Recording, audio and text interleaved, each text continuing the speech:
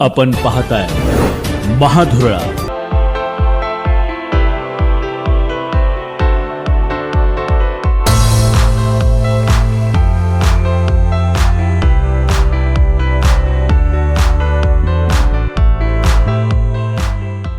नमस्कार, महाधुरळा यूट्यूब चॅनलमध्ये मी गुरु बाळमाळे आपल्या सर्वांचं मनापासून स्वागत करतोय। महापालिका जिल्हा परिषदेनंतर आता कोल्हापूर जिल्ह्यात गोकुळची रणधुमाळी सुरू झाली आहे। आता गोकुळचा महाधुरळा उडणार या निवडणुकीचा, कारण संपूर्ण महाराष्ट्राचं लक्ष या गोकुळकडे असतं। कारण आर्थिक नाड्या केवळ कोल्हापूर नव्हे तर पश्चिम महाराष्ट्राच्या आर्थिक नाड्या गोकुळच्या हातात आहेत आणि मुंबई पुण्यात गोकुळची चर्चा प्रचंड आहे। त्यामुळं गोकुळच्या निवडणुकीकडे आता सगळ्यांचं लक्ष लागलेलं असताना गोकुळची रणधुमाळी आता सुरू झालेली आहे।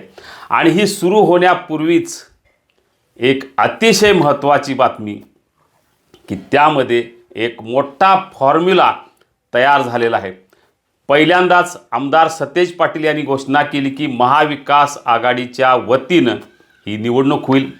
त्यानंतर खासदार धनंजय महाडिक यांनीही घोषणा केली की ही निवडणूक महायुतीच्या वतीनं होईल।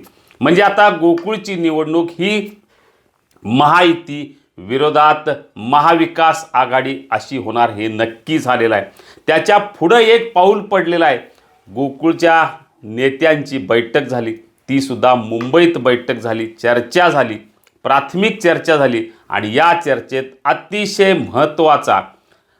अतिशय महत्त्वाचा निर्णय झाला आहे जागा वाटपासंदर्भात। सध्या गोकुळच्या सत्तेत महायुतीचे 4 पक्ष आहेत, म्हणजे शिवसेना आहे, भाजप आहे, राष्ट्रवादी आहे आणि जनसुराज्य देखील आहे। खरं तर आता महायुतीची सत्ता येत असताना या निवडणुकीच महायुतीच्या झेंड्याखाली लढवली जाणार आहे।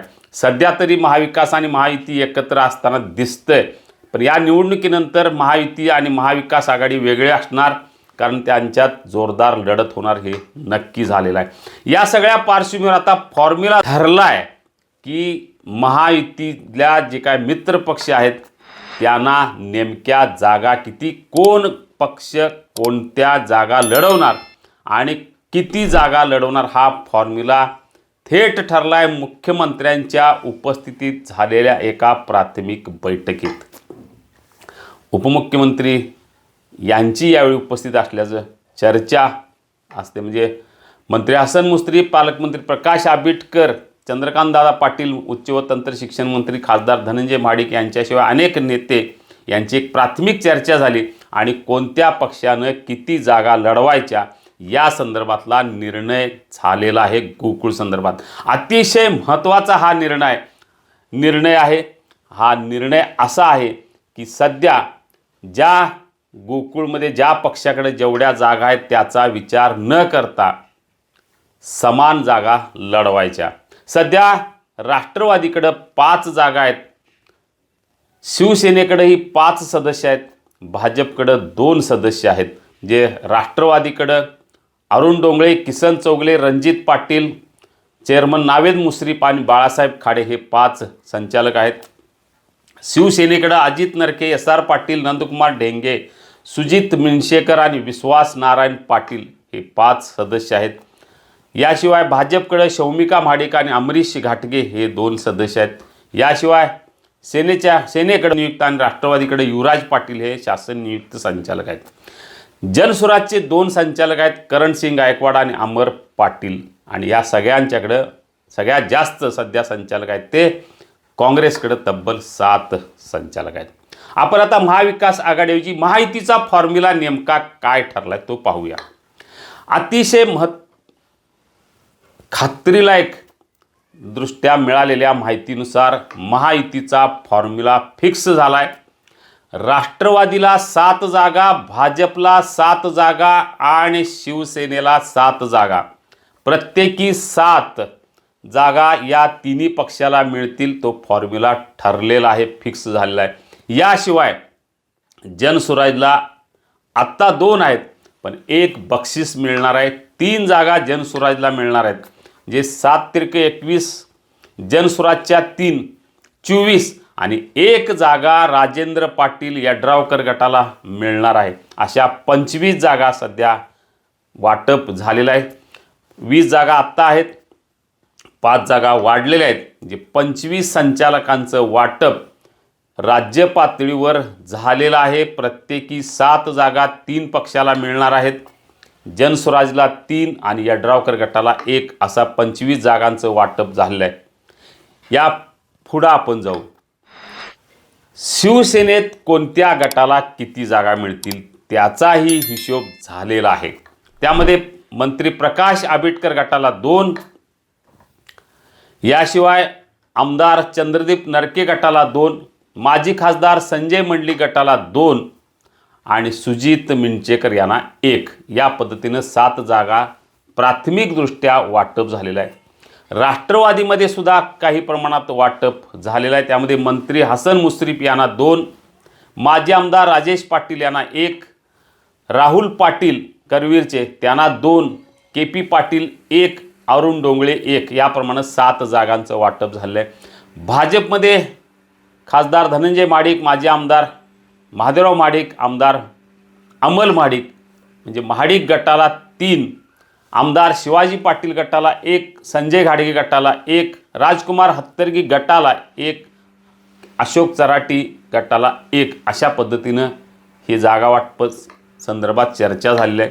यड्रावकरांना 1 जागा मिळालेली आहे. माजी आमदार प्रकाश आवाडे यांनीही 1 जागेचा आग्रह धरलेला आहे.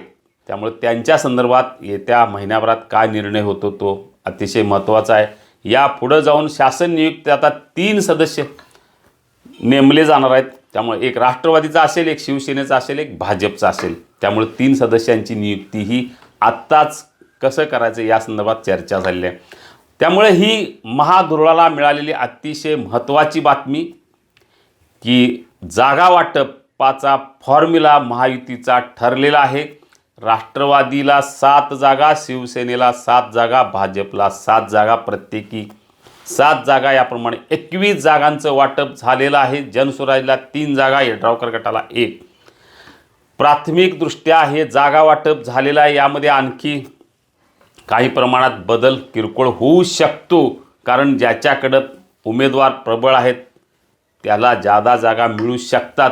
पण सध्या तरी जागा वाटपाचा प्राथमिक फॉर्म्युला तयार झालेला आहे. समजा जून महिन्याच्या पहिल्या किंवा दुसऱ्या आठवड्यात गोकुळची रणधुमाळी सुरू होईल.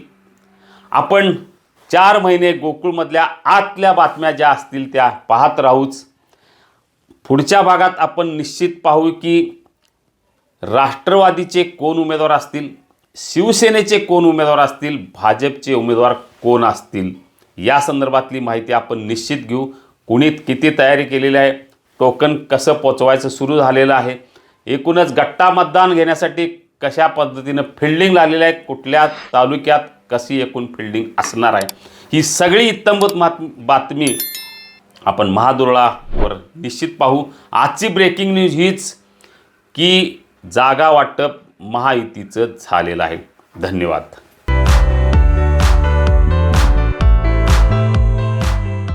हे आहे गोकुळचं श्रीखंड. अगदी जिभेवर रेंगाळणार. जिभेवरच नाही तर मनावरही रेंगाळणार. गोकुळ श्रीखंड, मनावर रेंगाळणार.